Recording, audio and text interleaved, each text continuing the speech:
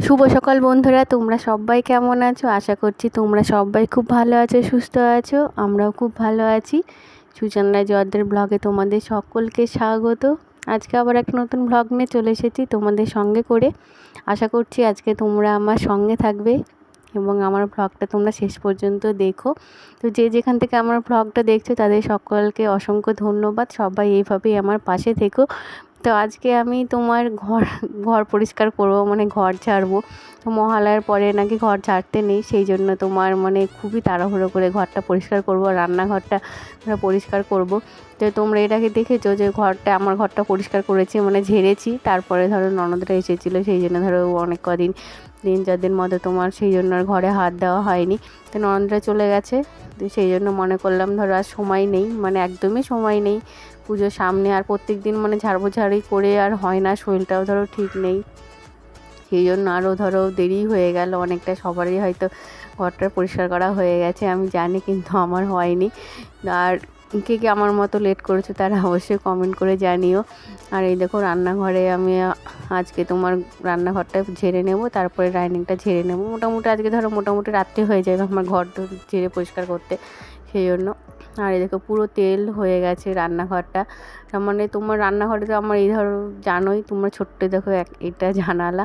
আর তোমার রান্নাঘরে তো কুচিনা নেই, সেই জন্য পুরো তেলটাই ধরো রান্নাঘরের মধ্যে ঘোরাফেরা করে। আর এগজস্টটাও মানে সেদিন খুলে ফেলেছে, মানে এতটাই বাজে, আমার মনে হয় না যে এগজস্টটা খুব ভালো আর কি। পুরো ওখান থেকে তেলগুলো চুয়ে চুয়ে নিচে পড়ে, সেই জন্য একবারেই খুলেই রেখেছি, থাক দরকার নেই, যা আছে থাক। আর এই দেখো প্রথমে একটু গরম জল নিয়ে নিলাম। তো রান্নাঘর পরিষ্কার করতে গেলে গরম জল না হলে আমার মনে হয় পরিষ্কারটা ঠিক হয় না। গরম জলের মধ্যে একটু শ্যাম্পু গুলে নিয়েছি, আর তার সঙ্গে নিয়েছি স্কচব্রাইট। আর তোমার মানে হ্যান্ডেল দেওয়ার যে স্কচব্রাইটগুলো হয় আর কি, তো সেইগুলো মানে ঘষতে সুবিধা হয়। তা না হলে হয়তো অনেক সময় আমারও হাতেটাতে অনেকটা সময় কম লাগে, দেখবে এইগুলোতে যদি একটু ঢেলে নিয়ে পরিষ্কার করতে পারবো। ডলা জিনিসটা যেহেতু, সেই জন্য ধরো এটাতে খুব ভালো হয়, সুন্দর হয়। আর এইভাবে ধরো যতটা পারলাম দেয়ালগুলো একটু ঘষে নিলাম গরম জল আর শ্যাম্পু দিয়ে, ভালো করে ঘষে নিলাম। মানে খুব বেশি ঘষলে ধরো আবার অসুবিধা আর কি। তা মোটামুটি যতটা উপরে আলতো আলতো করে ঘষে নিয়ে পরিষ্কার করলো, অনেকটাই পরিষ্কার হয়েছে, খারাপ না। তোমরা এইভাবে করতে পারো, হালকার উপরে হালকা হাতে চাপ দিয়ে যদি পরিষ্কার করো রান্নাঘরটা, দেখবে অনেকটাই পরিষ্কার হবে এবং মানে সুন্দর লাগে আর কি দেখতে।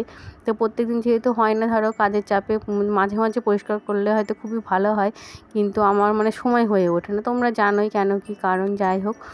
আর মোটামুটি টাইলসগুলো ধরো পরিষ্কার থাকেই, কিন্তু দেওয়ালগুলোই পরিষ্কার করা যায় না।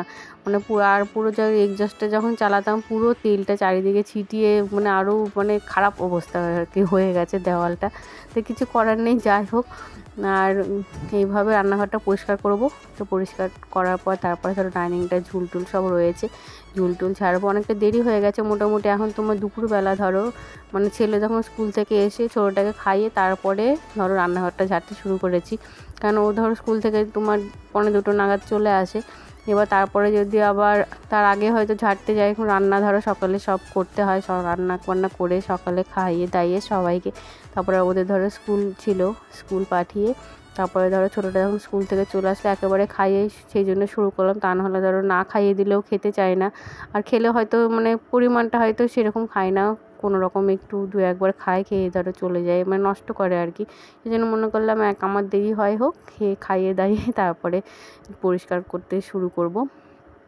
আর এই দেখো চলে এসেছে স্কুল থেকে, ওকে খাইয়ে তো মানে কথা বললেও শোনে না।